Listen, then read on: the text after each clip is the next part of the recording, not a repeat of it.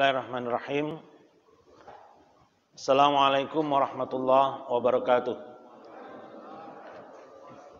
Alhamdulillah wassalatu wassalamu ala Rasulillah wa ala alihi wa sahbihi wa mawala. Allahumma salli ala Muhammad wa ala ali Muhammad.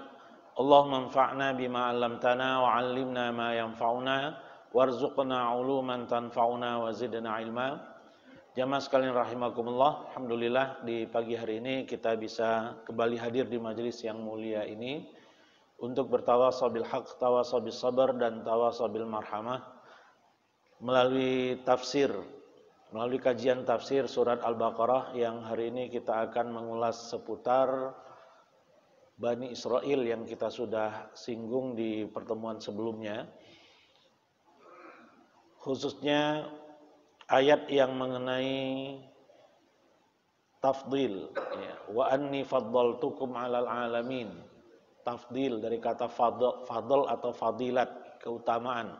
Apa yang dimaksud dengan wa anni faddaltukum 'alal 'alamin, dan apakah keutamaan yang dimiliki yang Allah berikan ke Bani Israel itu akan berlanjut sampai hari kiamat atau bagaimana? Seputar itu yang akan kita bahas insyaallah sampai mungkin maksimal setengah 7 ya, maksimal insyaallah. Pengennya sih sampai jam 6 selesai, tapi masa sih cuma 1 jam. Ya, ala kulli hal, semoga majelis kita di pagi hari ini mendatangkan manfaat dan keberkahan yang banyak buat kita semua. Amin ya rabbal alamin. Di surat Al-Baqarah kita mendapatkan ayat yang 2 ayat malah ya, yang hampir mirip yang berkenaan dengan Bani Israel. Di ayat 47 Allah Subhanahu wa taala berfirman, a'udzubillahi minasyaitonirrajim. Ya Bani Israil adhkuru ni'mati allati an'amtu 'alaikum wa anni faddaltukum 'alal 'alamin. Itu ayat 47 surat Al-Baqarah yang kembali diulang di ayat 122 dengan lafadz yang sama, dengan redaksi yang sama. Ya, 47 dan 122 redaksinya sama. Kemudian ayat 48, wattaqu yawman la tajzi nafsun an nafsin syai'aw wa la yuqbalu minha syafa'atu wa la yu'khadhu minha 'adlu wa la hum yunsarun. Di ayat 123 sangat mirip tetapi urutannya agak beda. Wattaqu yawman la tajzi nafsun an nafsin syai'a wa la yuqbalu minha adlun. Kalau ayat 48 syafa'ah. Wala tanfa'uha. Di ayat 48 wala yu'khadhu. Wala tanfa'uha syafa'atun.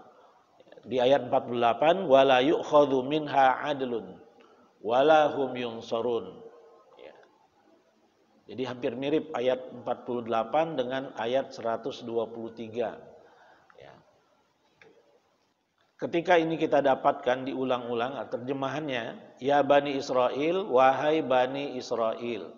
Bani jamak dari Ibn. Ibn artinya anak. Ya, berarti di sini maksudnya keturunan. Wahai para keturunan Israel. Israel, il adalah Allah. Ya. Mikail, Israfil, Jibrail. Ya. Il di situ artinya adalah Allah. Ya. Israel artinya hamba Allah yang taat. Ini dari bahasa Ibrani, ya, Israel. Wahai anak-anak Yakub, itu maksudnya. Ya, alaihissalam. Israel adalah Nabi Yakub alaihissalam. Udhkuru ni'mati allati an'amtu alaikum. Ingatlah oleh kalian akan nikmatku yang telah aku anugerahkan kepada kalian. Wa anni faddaltukum 'alal 'alamin. Dan ingatlah bahwasanya aku telah melebihkan kalian atas segala umat. ini yang akan kita urai ya, tentang wa anni faddaltukum 'alal 'alamin, ya, tafdil atau keutamaan yang Allah berikan kepada Bani Israel, apakah berlangsung selamanya atau sudah selesai? Kalau sudah selesai, apa penyebabnya? Dan bagaimana hubungannya dengan umat Nabi Muhammad SAW? Ya. Itu kira-kira poin yang akan kita ulas. Di dalam kitab tafsirnya, Imam Ibnu Katsir rahimahullah mengatakan, yadhkuruhum yudzakiruhum ta'ala bisalifi ni'amihi ila abaihim wa aslafihim. Allah Subhanahu wa taala mengingatkan Bani Israel akan nikmat-nikmatnya yang telah dianugerahkan kepada nenek-nenek moyang orang Yahudi yang sedang Rasulullah Shallallahu Alaihi Wasallam hadapi di Madinah. Ya. Jadi ketika kita ingin mentadabburi, menghayati ayat-ayat Al-Quran, merenungkan ayat-ayat Al-Quran, pertama yang harus nempel di benak kita adalah ayat-ayat Al-Quran itu adalah bahan dakwah Rasulullah Shallallahu Alaihi Wasallam kepada manusia yang ada di sekitarnya. Ketika pembicaranya tentang Bani Israel, orang-orang Yahudi adalah keturunan Bani Israel. Di Madinah, komunitas Yahudi inilah yang sedang Rasulullah Shallallahu Alaihi Wasallam hadapi di dalam dakwahnya. Ketika Allah turunkan ayat ini, konteks khususnya adalah orang-orang Yahudi Madinah, supaya mereka mau mengingat nikmat yang Allah telah anugerahkan, nikmat yang banyak yang Allah anugerahkan kepada nenek moyang mereka dulu. Ya. Sejak zaman Nabi Yakub, salah seorang anaknya Nabi Yusuf alaihissalam yang menjadi pembesar di Mesir, menjadi menteri keuangan atau yang sejenisnya lah di Mesir. Yang kemudian Nabi Yusuf alaihissalam mengundang ayahnya Nabi Yakub alaihissalam dan saudara-saudaranya untuk hijrah ke Mesir, ya, dari Palestina. Hijrahlah mereka semua, tinggal di Mesir.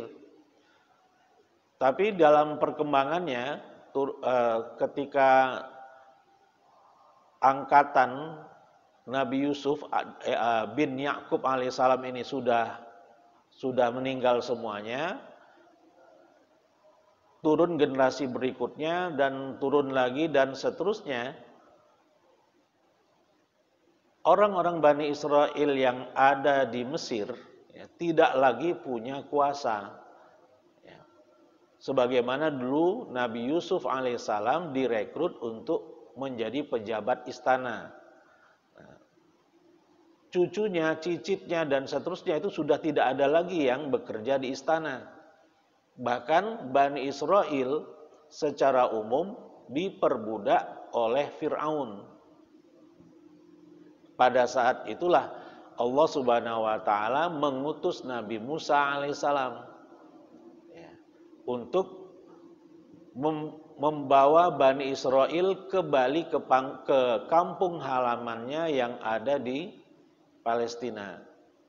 Menyeberanglah mereka di Laut Merah sampai ke seberang, ternyata Palestina sedang dikuasai oleh Jabbarin, ya. Jadi orang-orang yang bengis, yang sadis, yang kejam, dengan fisik yang luar biasa besarnya, kayak raksasa. Ya, kalau di dalam tafsir Ibnu Katsir rahimahullah, tingginya itu 55 hasta. Satu hasta kalau setengah meter saja, berarti sekitar 27 meter tingginya. Itu yang akan diperangi oleh Bani Israel. Allah menjanjikan kalau mereka masuk ke Ariha, Jericho, ya, atau Baitul Maqdis, dekat Baitul Maqdis, kalau mereka masuk gerbangnya, berperang melawan raksasa-raksasa itu, Allah jamin mereka pasti akan menang. Tapi belum apa-apa, Bani Israel ini nggak mau.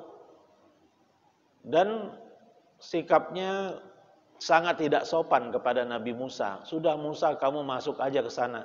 Masuk sendirian ke sana bersama Tuhanmu. Kalian berdua berperang di dalamnya. Kami nunggu di sini. Kalau udah menang, beritahu kami. Gitu. Jadi nggak sopan banget ya, kepada nabinya.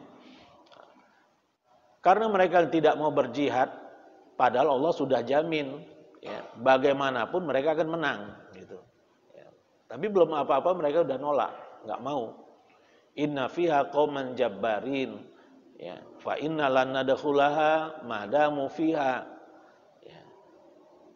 Di dalamnya ada kaum yang jabbarin, kami tidak akan mau masuk sebelum mereka keluar darinya. Ya, untuk keluar dari sana, dari kampung halaman mereka harus perang dulu, harus jihad dulu. Itu perintah Allah Subhanahu wa taala. Ya, dan Allah menjamin kalau jihad itu mereka lakukan, Allah akan menolong mereka. Tapi belum apa-apa mereka tidak mau melakukannya. Ya. Apa yang kemudian mereka dapatkan? Yatihuna fil ard, ya. Selama 40 tahun mereka tersesat di muka bumi. Ya, tidak mengenal lagi jalan menuju ke kampung halaman Nabi Yakub alaihissalam. Ya. Yatihuna fil ard, ya. Jadi benar-benar tersesat di muka bumi, tidak bisa menemukan kampung halamannya. Padahal itu tidak jauh dari posisi mereka, tapi mereka nggak bisa lihat. Ya, mereka tidak bisa sampai ke kampung halamannya. Itu sebagai hukuman dari Allah Subhanahu wa taala akan sikap mereka yang tidak menghormati Nabi Musa alaihissalam dan tidak mau berjihad fi sabilillah. Ya. Jadi itu sekilas ceritanya. Jadi nikmatnya sangat banyak, khususnya dalam perjalanan dari Mesir nyebrang Laut Merah, laut terbelah, ya, kemudian sampai di seberang mereka haus, ya, batu yang besar dipukul oleh Nabi Musa dengan tongkatnya, dengan atas perintah Allah Subhanahu wa taala, tiba-tiba keluar air.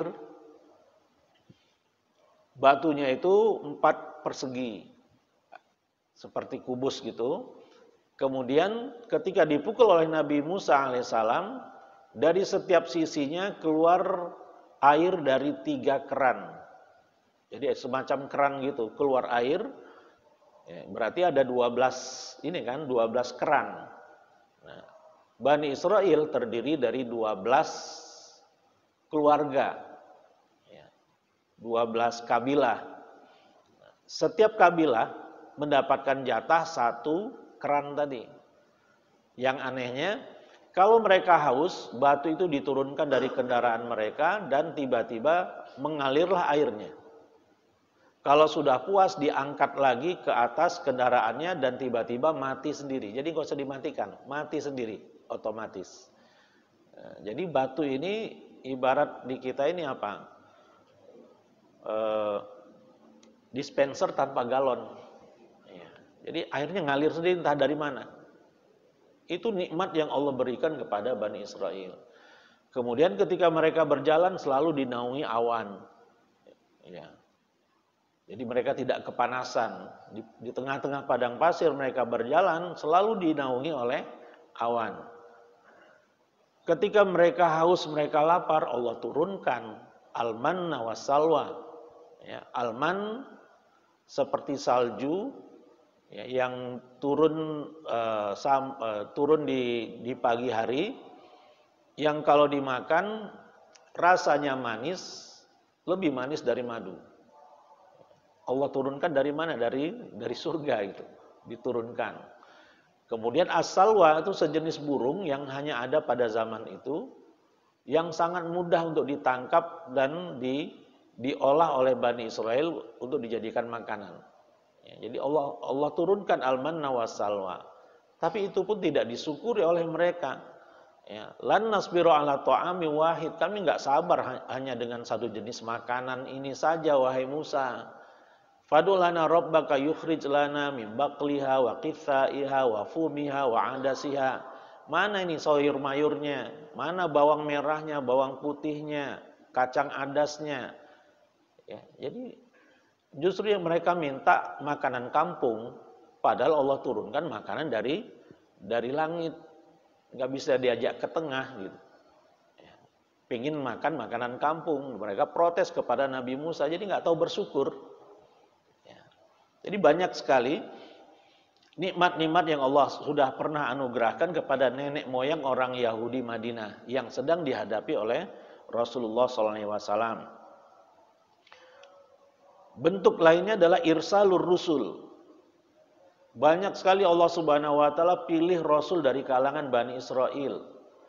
Di sebuah riwayat jumlah seluruh rasul itu ada 8.000. 4.000-nya diutus ke kalangan Bani Israel.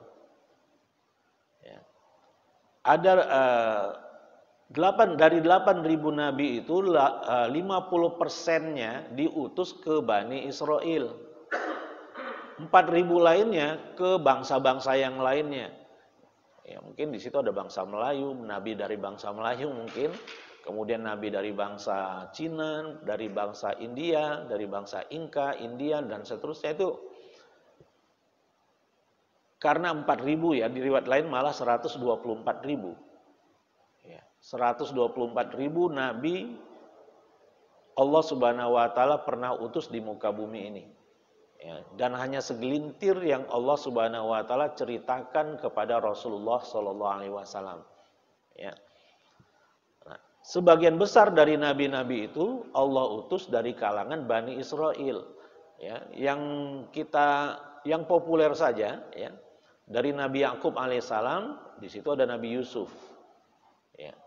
Kemudian Nabi Musa, Nabi Harun, Nabi Isa, Nabi Yahya, Nabi Zakaria sebelumnya. Itu Bani Israel semua. Ya, dari 25 rasul, dominannya Bani Israel. Rasul-rasulnya. Ya, jadi itu bentuk nikmat yang lain. Kemudian kitab suci yang wajib kita imani ada 4. 3-nya Allah turunkan ke Bani Israel. Tadi yang belum disebut Nabi Sulaiman, Nabi Daud dan Nabi Sulaiman. Kan? Itu Bani Israel itu. Ya. Kitab Taurat, Zabur, Injil, ini diturunkan oleh Allah Subhanahu wa taala kepada nabi-nabi dari kalangan Bani Israel. Kan nikmatnya luar biasa kepada mereka. Ya. Kemudian, wa anni faddaltukum 'alal alamin, ya, kata Imam Ibnu Katsir di sini sebagai kesimpulan dari pendapat banyak ulama tafsir, wa 'ala sairil umam min ahli zamanihim. Jadi Allah lebihkan Bani Israel ke atas bangsa-bangsa yang lain di zaman itu. Bukan sampai hari kiamat, tapi di zaman itu saja. Tafdil atau fadilat-fadilat yang Allah berikan hanya di zaman mereka saja, di zaman nabi-nabi mereka, tidak kekal sampai hari kiamat. Sebagaimana firman Allah di surat At-Taghabun ya 32, walaqad ikhtarnahum ala ilmin 'alal alamin. Dan sungguh kami telah pilih mereka, Bani Israel, berdasarkan ilmu ke atas manusia-manusia yang lain. Ya, manusia-manusia yang lain di sini maksudnya di zamannya, bukan sampai hari kiamat. Di ayat yang lain, wa idh qala Musa liqaumihi ya qaumi dzkuru ni'matallahi 'alaikum, dan ingatlah ketika kami katakan kepada Musa, dan ingatlah ketika Musa berkata kepada kaumnya, wahai kaumku, uzkuru nikmatallahi alaikum, ingatlah oleh kalian akan nikmat Allah ke atas kalian. Idz ja'ala fikum anbiya'a wa ja'alakum muluka. Ketika Allah jadikan di antara kalian para nabi, dan Allah jadikan kalian raja-raja, wa atakum ma lam yu'ti ahadam minal alamin. Dan Allah berikan kepada kalian apa yang tidak pernah diberikan kepada seorang pun di antara manusia-manusia lainnya. Al-Maidah ayat 20. Maksudnya manusia-manusia lainnya di zaman itu. Ya. Dan itu yang dinyatakan juga oleh Imam At-Tabari rahimahullah, ya. Ala alami man kana fi dzalikaz zaman. Ya, jadi kelebihan yang Allah berikan kepada Bani Israel itu adalah kelebihan dibanding manusia-manusia yang ada di zaman itu. Jadi ini yang disebutkan oleh banyak ulama-ulama tafsir. Wa anni faddaltukum 'alal alamin. Sekali lagi kita tegaskan bahwa Bani Israel mendapatkan kelebihan keutamaan dari Allah Subhanahu wa taala di zamannya saja. Untuk selanjutnya, ya, di sini diriwayatkan oleh Mujahid, Rabi' bin Anas, Qatadah, Ismail bin Abi Khalid, ya, yang seperti itu juga, wa anni faddaltukum 'alal alamin. Wa yajibul hamlu ala hadza li anna hadhil ummah afdal minhum. Ya. Jadi penafsiran ayat ini wa anni faddaltukum 'alal alamin dan sejenisnya wajib diarahkan ke penafsiran tersebut. Ya. Keistimewaan yang dimiliki oleh Bani Israel hanya terjadi di zaman mereka saja. Ya. Untuk selanjutnya, li'anna hadhil ummah afdal. Umat inilah yang paling afdal. Umat Nabi Muhammad sallallahu alaihi wasallam lah yang paling afdal berdasarkan firman Allah Subhanahu wa taala di surat Al-Imran 110. Kuntum khaira ummatin ukhrijat linnas. Ya. Kalian adalah khairu ummah, khaira ummah, sebaik-baik umat yang dikeluarkan ke kalangan masyarakat manusia. Ta'muruna bil ma'ruf wa tanhauna 'anil munkar wa tu'minuna billah, dan seterusnya. Ya. Jadi kenapa Bani Israel dinyatakan oleh para ulama fadilat yang mereka dapatkan hanya di zaman mereka saja? Karena ada ayat yang bunyinya kuntum khaira ummah. Kalian wahai umat Muhammad adalah sebaik-baik umat. Jadi yang menjadi sebaik-baik umat bukan lagi umatnya Nabi Musa, bukan lagi umatnya Nabi Daud atau Nabi Sulaiman, bukan lagi umatnya Nabi Isa alaihissalam. Ya. Setelah Nabi Muhammad SAW diutus, yang menjadi umat terbaik adalah umat Islam, umat Nabi Muhammad SAW. Jadi istilahnya bukan umat Islam ya. Kalau umat Islam, umatnya Nabi Nuh itu umat Islam, Islam juga, Muslimun juga. Nabi Ibrahim umatnya Muslimun, Nabi Yakub umatnya Muslimun juga. Jadi Islam adalah agama yang nama agama yang Allah turunkan ke muka bumi ini nggak punya nama lain kecuali Islam. Innad dina indallahil Islam. Lantas Yahudi itu apa? Nasrani itu apa? Kalau Yahudi adalah bahasa Indonesianya orang Yahudi. Ya. Nasrani jamaknya Nasara, artinya orang-orang Nasrani. Al-Yahud artinya orang-orang Yahudi.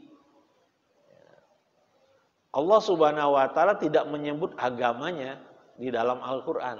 Yang Allah sebut orangnya. Al-Yahud walan tardha ankal yahudu walan nasara. Selamanya orang-orang Yahudi dan orang-orang Nasrani tidak akan ridho sama kalian. Jadi orangnya yang disebut Allah, bukan agamanya, nggak pernah disebut di dalam Al-Quran. Karena seharusnya agama mereka itu adalah Islam. Fashhadu bi anna muslimun. Itu konteksnya adalah Nabi Yakub dan keturunan-keturunannya.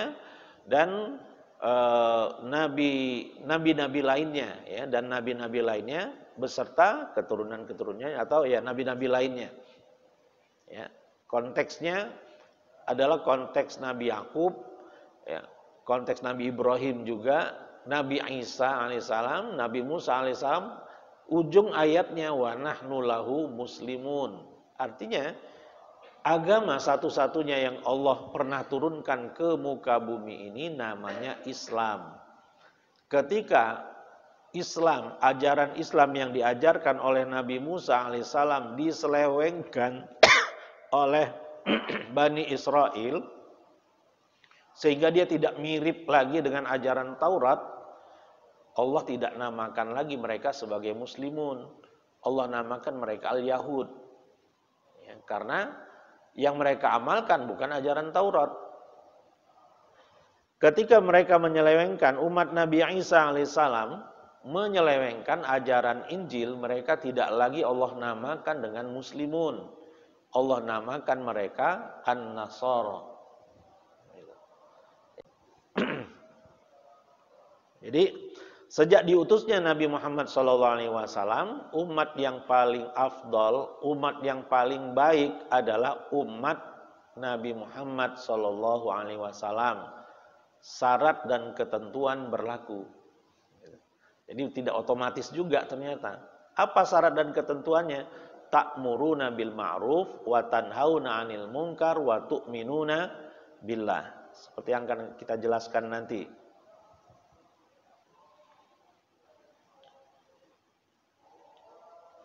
Jadi wa anni faddaltukum 'alal alamin, mereka berada di atas semua umat di masanya, fi zamanihim. Ya. Imam Ibnu Katsir kemudian mengatakan, ayat ini kembali diulangi untuk mengukuhkan maknanya dan sebagai anjuran untuk mengikuti Rasul. Ya, jadi di ayat 47 ada, di ayat 122 ada. Kenapa diulang lagi? Ada di persis redaksi ayatnya juga persis. Kenapa Allah ulangi lagi? Ini kata para mufassirin sebagai anjuran untuk mengikuti Rasul, sebagai perintah ya dari Allah untuk mengikuti para Rasul, ya, sebagai anjuran untuk mengikuti Rasul, Nabi yang ummi, maksudnya Nabi Muhammad SAW, yang mereka jumpai sifat-sifatnya, ciri khasnya, namanya, perkaranya, dan umatnya di dalam kitab-kitab mereka. Di dalam kitab Taurat dan Injil bukan hanya nama Nabi Muhammad SAW saja yang pernah disebutkan, ya, tetapi ciri-cirinya seperti apa, beliau akan muncul di mana, apa ciri-ciri tempat di mana Rasul terakhir itu akan berjuang, kemudian profil sahabat-sahabatnya seperti apa, itu ada di dalam Taurat dan Injil. Ya. Allah menceritakannya di ujung surat Al-Fatah. Muhammadur Rasulullah walladzina ma'ahu asyidda 'alal kufar ruhama bainahum. Muhammad adalah utusan Allah dan orang-orang yang bersamanya bersikap tegas terhadap orang-orang kafir, ya. Asyidda 'alal kufar ruhama bainahum, dan saling sayang menyayangi di antara mereka. Kalau sekarang kan kebalik, kepada orang kafir kayaknya akrab ya, so akrab atau malah so akrab gitu ya. Sementara kepada sesama muslim kok kayaknya tegas sekali. Di dalam surat Al-Fatah seharusnya asyiddanya itu alal kufar, ruhama bainahum. Ya. Jadi sudah terbalik. Tarahum ruk'an sujada yabtaguna fadlan minallahi wa ridwana. Kalian lihat mereka menginginkan keridhaan Allah Subhanahu wa taala dan kecintaan Allah Subhanahu wa taala. Dan keutamaan dan kecintaan Allah Subhanahu wa taala. Dzalika matsaluhum fit Taurah. Itulah permisalan mereka di dalam kitab Taurat. Wa matsaluhum fil Injil, sedangkan permisalan mereka di kitab Injil kazar'in akhraja syata'ahu fa'azarahu fastaghladha dan seterusnya. Artinya jangankan tentang Nabi Muhammad SAW, tentang sahabat-sahabat Nabi Muhammad SAW pun termaktub di dalam kitab Taurat dan Injil. Begitu juga daerah di mana Nabi Muhammad akan berjuang menyebarkan dakwahnya. Itu sudah diceritakan dalam Taurat dan Injil, khususnya di dalam Injil. Sebagaimana cerita Salman Al-Farisi, masuk Islamnya Salman Al-Farisi radhiyallahu anhu karena beliau mempelajari ya, ilmu dari para rahib. Beliau kan penyembah api kan tadinya. Ya. Tapi karena qadarullah saat Salman Al-Farisi diutus oleh ayahnya untuk melihat hartanya, tanahnya di tempat yang agak jauh, di tengah jalan ketemu orang tua yang sedang beribadah di tempat ibadahnya. Penasaran nih Salman Al-Farisi, dihampiri sampai kemudian dia belajar dari pendeta Nasrani itu. Singkat cerita, Salman Al-Farisi menjadi seorang Nasrani, bukan Nasrani sebenarnya, Islam. Kalau zaman itu masih Islam kan? Nasrani lah ya, karena Rasulullah sudah diutus dan sudah hijrah ke Madinah. Sementara Salman Al-Farisi radhiyallahu anhu sedang mencari sebenarnya agama yang benar itu yang mana.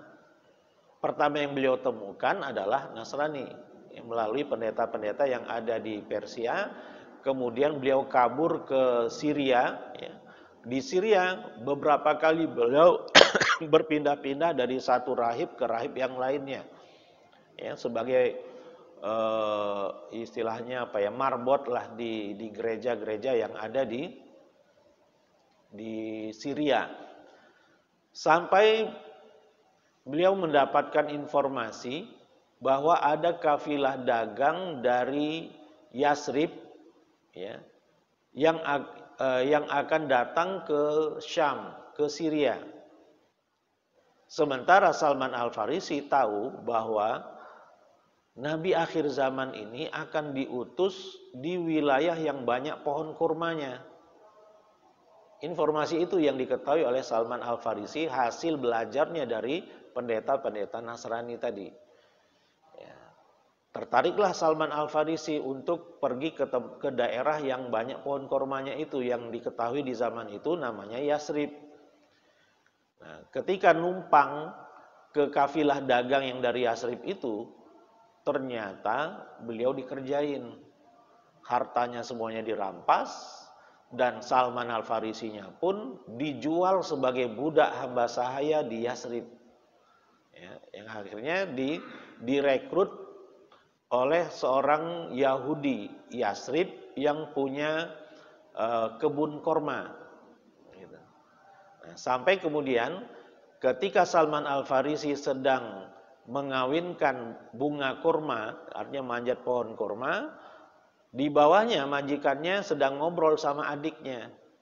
Apakah sudah datang itu Nabi akhir zaman itu? Sudah, katanya. Kata-kata adik majikan Salman Al-Farisi. Ya. Kagetlah Salman Al-Farisi. Apa benar berita itu? Dia lupa statusnya itu sebagai budak. Nggak boleh nimbrung ya, pembicaraan majikannya. Kamu apa? Udah kerja saja, jangan ikut-ikutan. Karena sudah mendengar informasi itu, Salman Al-Farisi radhiyallahu anhu pun diam-diam mendatangi Nabi Muhammad yang sudah hijrah ke Madinah. Ya, mendatangi beliau, beberapa kali datang, dan sampai suatu kali ada penduduk Madinah yang meninggal, Rasulullah ikut menguburkannya. Dan Salman Al-Farisi ini menampakkan gelagat yang mencurigakan. Rasulullah melihat ini kok mencurigakan nih orang ini. Ya, kadang berada di sebelah kanan Rasulullah, kadang di sebelah kiri, kadang di depan, kadang di belakang. Sampai kemudian Rasulullah mengerti ini orang sedang mengecek. Akhirnya Rasulullah singkapkan ridanya atau pakaian atas Rasulullah disingkapkan sehingga kelihatan ada seperti tai lalat besar di pundak Rasulullah SAW, dan disitulah Salman Al-Farisi mulai yakin ya, bahwa inilah Nabi akhir zaman, karena itu sebagai tanda kerasulan Nabi Muhammad SAW. Ya, tapi masih belum puas, masih ada dua masih ada satu tanda lagi yang belum diketahui oleh Salman, belum terkonfirmasi oleh Salman Al-Farisi. Ya. Salman pun mendekati Nabi Muhammad SAW, kemudian menghadiahkan kurma, dan Salman mengatakan ini adalah sedekah. Ya. Tapi kemudian ditolak oleh Nabi Muhammad SAW. Akhirnya redaksinya dirubah. Ini hibah, ini hadiah, bukan sedekah. Baru diterima oleh Rasulullah SAW karena Rasulullah tidak boleh menerima sedekah, tidak boleh menerima zakat. Gitu. Kalau hibah, hadiah, boleh. Dari situlah kemudian Salman Al-Farisi ngerti bahwa inilah Nabi akhir zaman itu, dan beliau mengucapkan 2 kalimat syahadat, tetapi statusnya belum berubah dari budak. Dia masih statusnya budak orang Yahudi. Ya, makanya Salman Al-Farisi tidak tidak mengikuti perang Badar, perang Uhud. Salman Al-Farisi nggak ikut. Kenapa? Karena statusnya budak. Sampai kemudian tahun ke-5 Hijriah beliau dibebaskan, dimerdekakan, dan ikut perang Ahzab, perang Parit, di mana Salman Al-Farisi mengemukakan pendapatnya untuk membuat parit. Nah, inilah yang kita ambil dari cerita ini adalah bahwa cerita-cerita tentang Nabi Muhammad SAW sampai kampungnya itu di mana, tempat berjuangnya di mana, maksudnya Madinah, itu ada di dalam Taurat dan Injil. Dan itu pula lah yang disembunyikan oleh Bani Israel.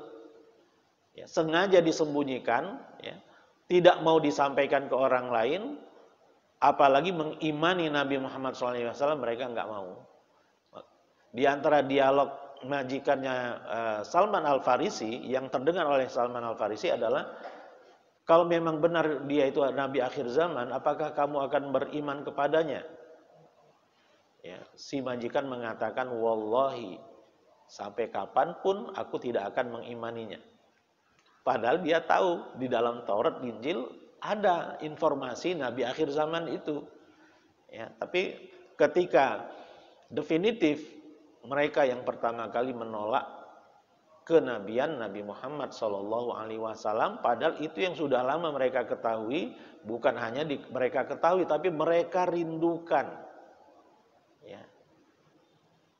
Orang-orang Yahudi Madinah sering, ya, mengungkapkan ancaman mereka kepada orang-orang Arab pribumi Yasrib dari suku Aus dan suku Khazraj, awas kalian, kalau Nabi akhir zaman nanti definitif, dia akan memimpin kami memerangi kalian seperti peperangan di kaum Ad dan Tsamud, peperangan hebat.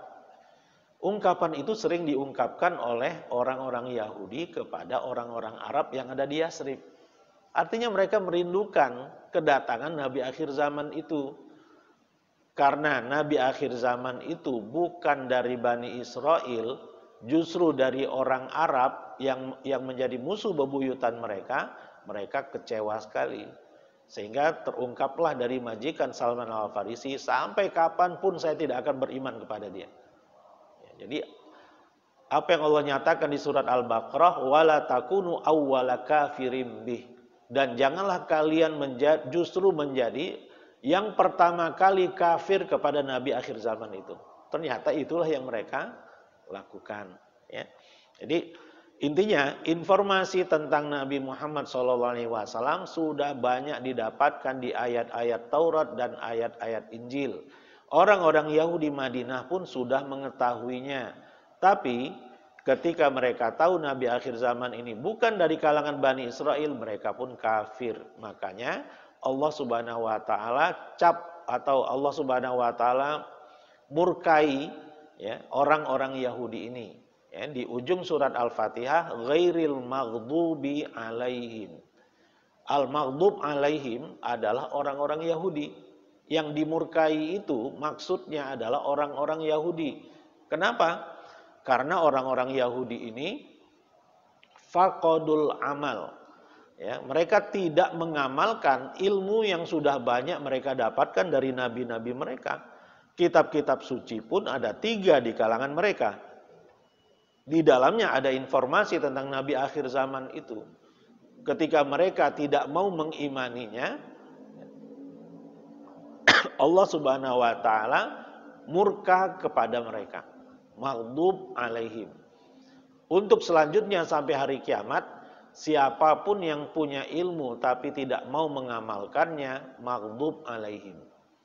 Jadi maghdub alaihim itu asalnya adalah orang-orang Yahudi. Ya, penyebab mereka dimurkai oleh Allah karena mereka tidak mengamalkan ilmu yang mereka sudah miliki. Waladhdallin, sebaliknya ad-dhalin yang dicap sesat oleh Allah Subhanahu wa taala adalah orang-orang Nasrani. Kenapa mereka dicap sesat oleh Allah Subhanahu wa taala? Li'annahum faqadul ilma. Kebalikan orang Yahudi. Orang Nasrani ini enggak punya ilmu dari banyak amalan yang mereka praktekkan. Amalannya bervariasi, ilmunya enggak jelas. Dasar ilmunya itu enggak jelas. Ya, kenapa mereka menentukan 25 Desember misalnya, itu enggak jelas ilmunya. Kenapa simbol-simbolnya itu justru pohon cemara, salju, ya, kemudian Sinterklas, itu enggak ada di Palestina. Kampungnya Nabi Isa alaihissalam, tidak ada di Nasirah atau Nazaret, itu enggak ada itu. Ya, tradisi itu adanya di Eropa, ya, di negara Balkan adanya. Di Syam, ya, di Palestina itu tidak ada budaya Sinterklas, ya, kemudian salju, ya, sebagaimana yang kita dapatkanlah itu nggak ada. Nah, artinya itu mereka tetapkan tidak berdasarkan ilmu. Wajarlah kalau kemudian Allah mencap mereka dhalin, sesat. Ya, kriteria sesat beramal tidak berlandaskan ilmu. Untuk berikutnya sampai hari kiamat, siapapun yang beramal tanpa ilmu, dhalin, sesat. Gitu. Nah, jadi inilah cerita tentang orang-orang Yahudi, khususnya Yahudi Madinah, lebih umumnya orang-orang Bani Israel. Ya. Hal yang semisal bahwa mereka berada di atas semua umat di masanya, karena sesungguhnya tiap zaman itu mempunyai umatnya masing-masing, telah diriwayatkan dan seterusnya. Imam Ibnu Katsir mengatakan makna ayat ini memang wajib ditafsirkan berdasar pengertian tersebut, mengingat umat sekarang ini, umat Nabi Muhammad SAW lebih utama daripada mereka berdasarkan kuntum khaira ummatin ukhrijat linnas. Ya. Jadi dalam satu hadis disebutkan antum tufuna sab'ina ummatan antum khairuha wa akramuha 'ala Allah. Kalian dapat mengimbangi 70 umat. Kalianlah yang paling baik dan paling mulia menurut Allah. Ya, jadi Allah sudah jamin bahwa keutamaan kita umat Nabi Muhammad SAW melebihi 70 umat yang pernah ada. 70 umat berkoalisi dibanding kita kalah semuanya. Rasulullah SAW menyatakan itu, antum khairuha wa akramuha 'ala Allah. Kalian adalah yang terbaik dan yang paling terhormat di sisi Allah Subhanahu wa taala. Ya. Bukti yang paling jelas adalah nanti di akhir zaman. Ketika Nabi Isa alaihissalam diturunkan dari langit, dipapa oleh 2 malaikat, ya. Pertama yang beliau lakukan mematahkan salib dan membunuh babi serta menghilangkan jizyah. Ya, tidak ada lagi jizyah. Ketika sudah bergabung dengan Imam Mahdi dalam satu penunaian sholat berjamaah, Nabi Isa dipersilahkan menjadi imam, tapi Nabi Isa mengatakan, imam hanyalah dari umat Nabi Muhammad SAW. Ya. Jadi Nabi Isa alaihissalam sholatnya di belakang Imam Mahdi. Ya. Artinya kalau yang imamnya adalah Imam Mahdi, keturunan Nabi Muhammad SAW, apalagi Nabi Muhammadnya. Gitu. Ya, jauh lebih afdol. Artinya Imam Mahdi lebih afdol daripada Nabi Isa nanti di akhir zaman. Karena Nabi Isa adalah salah seorang makmum dari Imam Mahdi. Nah, ini diceritakan di dalam hadis. Kemudian setelah itu terjadi peperangan antara umat Islam dengan orang-orang Yahudi yang dipimpin oleh Dajjal. Tadinya Dajjal gagah berani berada di depan pasukannya. Ya, pasukan utamanya 70.000 orang Yahudi Isfahan. Ya. Tapi ketika Dajjal melihat ada Nabi Isa di barisan umat Islam, dia pun lari terbirit-birit. Gak berani lagi di depan. Dikejar oleh Nabi Isa sampai ketemu, kemudian dibunuh oleh Nabi Isa alaihissalam. Ini ceritanya sudah selesai, ada di dalam hadis. Ya.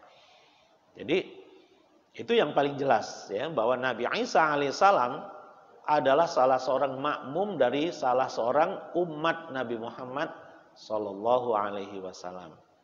Ya.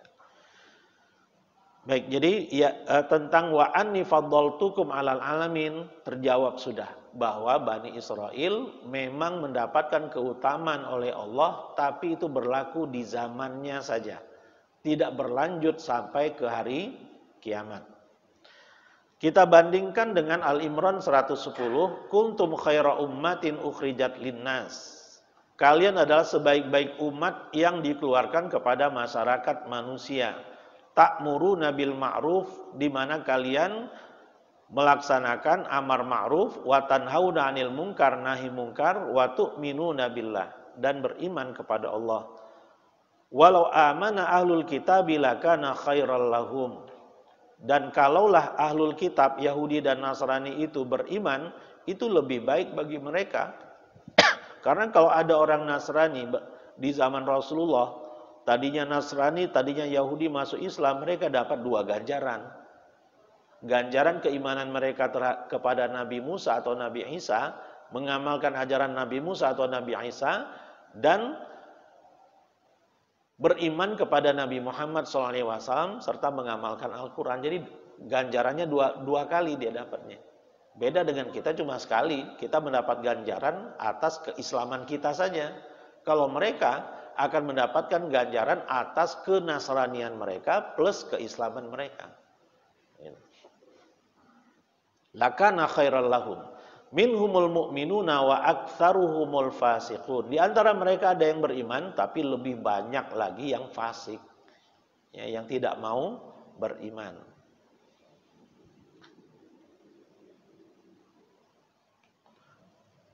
Nah, ta'muruna bil ma'ruf.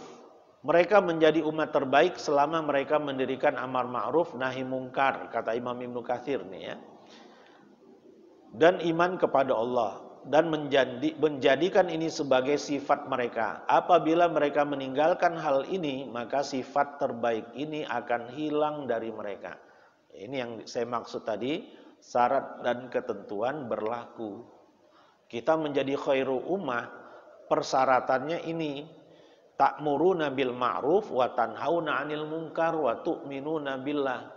Kalau amar ma'ruf nahi munkar tidak kita tegakkan, kita tidak lagi menjadi khairu ummah. Kalau amar ma'ruf kita nahi munkar kita tegakkan, kita akan kembali menjadi khairu ummah. Ya, jadi syarat dan ketentuan berlaku. Nah, sekarang ini, di zaman ini, amar ma'ruf nahi munkar ini tidak ditegakkan secara konsisten. Ya, sebagian kita tegakkan, sebagian lain tidak kita tegakkan. Ya. Atau tidak kompak di antara kita. Ada yang semangat amar ma'ruf nahi munkar, tapi lebih banyak lagi tidak semangat. Jadi nggak kompak. Ya, ada yang concern untuk amar ma'ruf nahi munkar, tapi tidak sedikit yang masa bodoh. Ya, yang cuek gitu. Yang penting saya, keluarga saya bisa makan, ada penghasilan, anak-anak bisa sekolah semua, punya rumah, punya kendaraan, ya sudah. Orang lain ya terserah dia. Ya, jadi nggak mau memikirkan kondisi Islam dan umat Islam yang ada. Ketika yang seperti ini profilnya banyak di antara umat Islam, bisa dipastikan kita tidak lagi menjadi khairu ummah.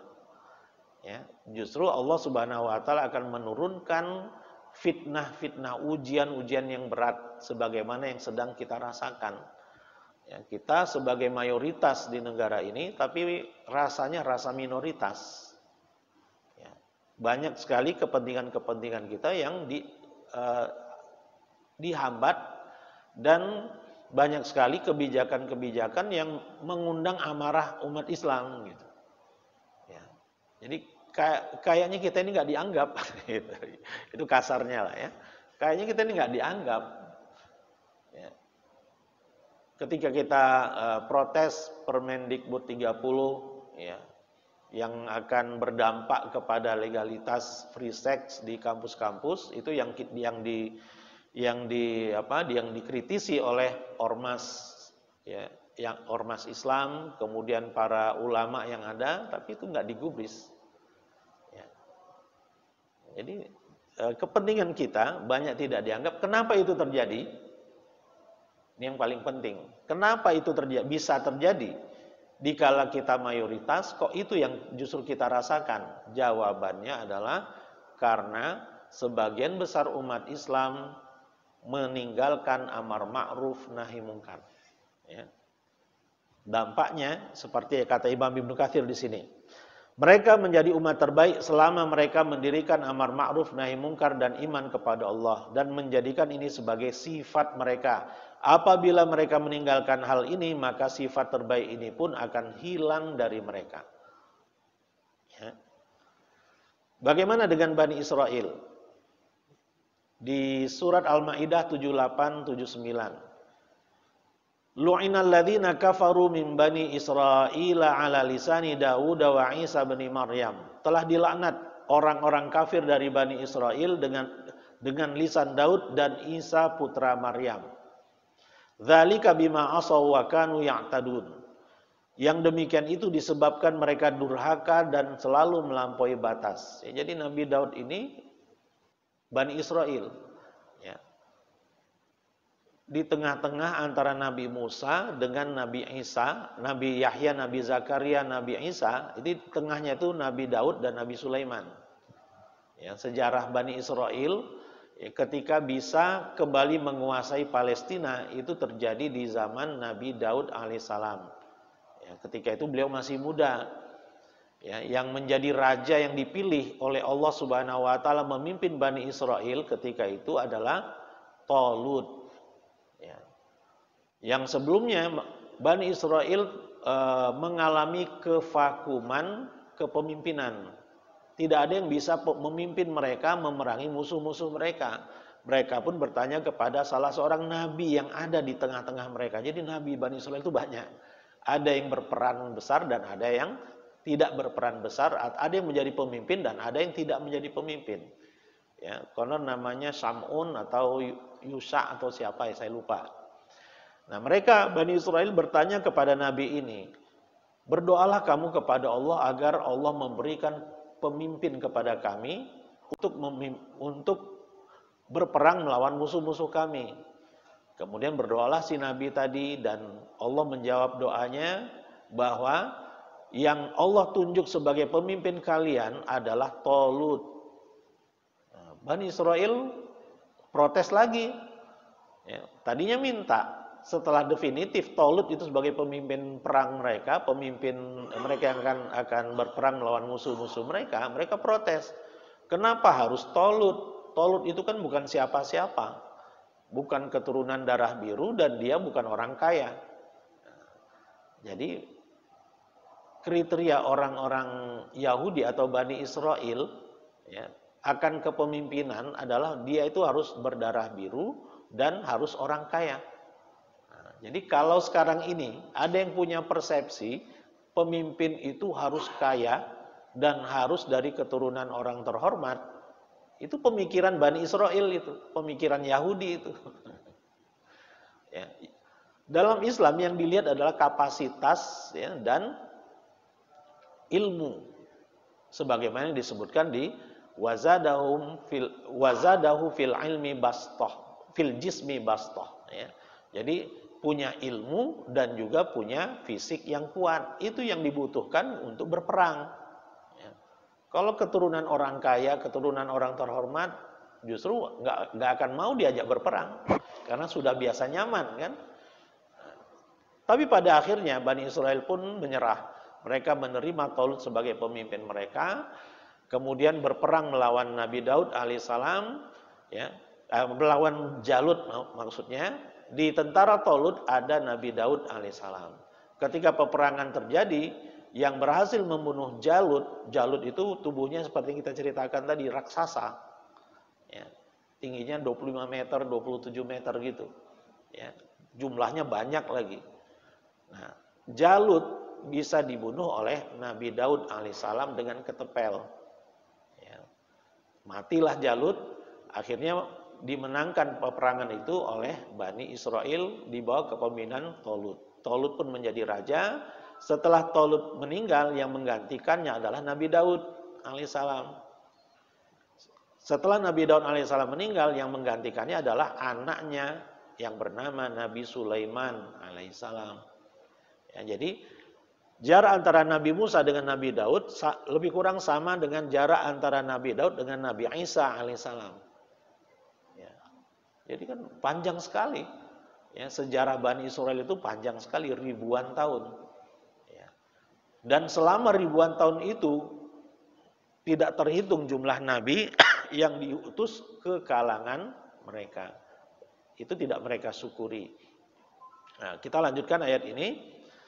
Kanu la yatanahawna 'an munkarin fa'alu. Mereka satu sama lain selalu tidak melarang tindakan mungkar yang mereka perbuat. Labi sama kanu yaf'alun. Sesungguhnya amat buruklah apa yang selalu mereka perbuat itu. Inilah profil Bani Israel yang menjadikan mereka tidak lagi mendapatkan keistimewaan dari Allah Subhanahu wa taala. Karena la yatanahawna 'an munkarin fa'alu. Mereka membiarkan kemungkaran-kemungkaran itu terjadi di tengah-tengah mereka. Mereka enggan melakukan nahi mungkar. Itulah penyebab kenapa mereka dilaknat oleh Allah Subhanahu wa taala. Dilaknat artinya dijauhkan dari rahmat. Fadilat wa anni faddaltukum 'alal alamin, tidak lagi Allah berikan kepada mereka. Ya. Nah, di surat Al-A'raf Allah Subhanahu wa taala menceritakan kisah lainnya tentang Bani Israel yang tinggalnya di dekat pantai. Ya. Di mana Allah Subhanahu wa taala melarang mereka melaut di hari Sabtu. Setiap hari Sabtu mereka dilarang untuk menangkap ikan. Padahal di hari Sabtu itulah justru ikan itu banyak dan sampai menggelepar di pantai. Orang-orang Bani Israel sangat tergiur dengan ikan-ikan yang banyak itu. Akhirnya mereka akal-akali.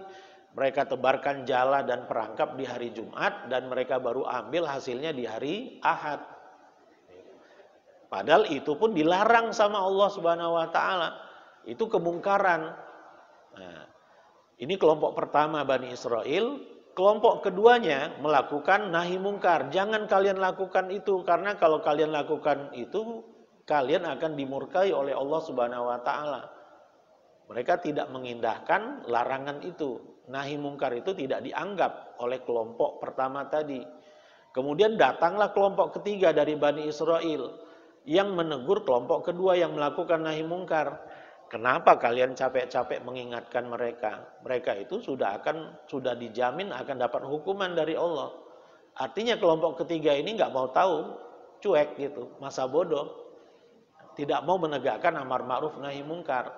Nah, jawaban kelompok yang kedua yang melakukan nahi mungkar, ma'dziratan ila rabbikum wa la'allahum yattaqun. Ini adalah sebagai alasan, nahi mungkar ini adalah sebagai alasan kami di hadapan Allah kalau kelak kami ditanya di akhirat nanti, apakah kalian sudah amar ma'ruf nahi mungkar? Kami katakan sudah. Gitu. Ya, walaupun nggak berhasil, nggak masalah. Yang Allah perintahkan adalah kita beramar ma'ruf nahi mungkar. Allah tidak menuntut kita berhasil dalam beramar ma'ruf nahi mungkar. Karena masalah berhasil dan tidak itu urusan Allah, bukan urusan kita. Ya, urusan kita melaksanakan amar ma'ruf nahi mungkar semampu yang bisa kita lakukan. Ya. Kita tidak dituntut untuk berhasil, alhamdulillah. Dan itulah yang dilakukan oleh kelompok kedua tadi.